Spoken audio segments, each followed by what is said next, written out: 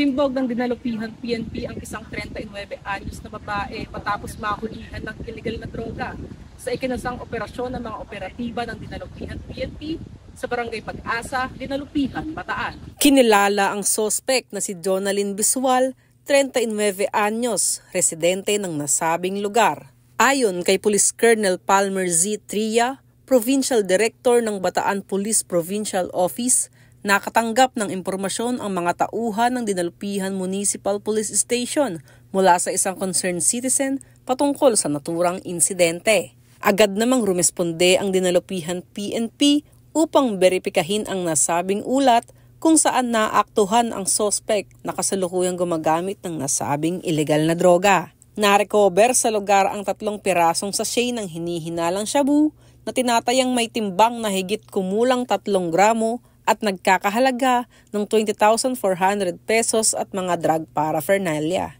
Naharap ito sa kasong paglabag sa Republic Act 9165 o Comprehensive Dangerous Drugs Act of 2002 at kasalukuyang nasa kustodiya ng Dinalupihan PNP para sa dokumentasyon at tamang disposisyon.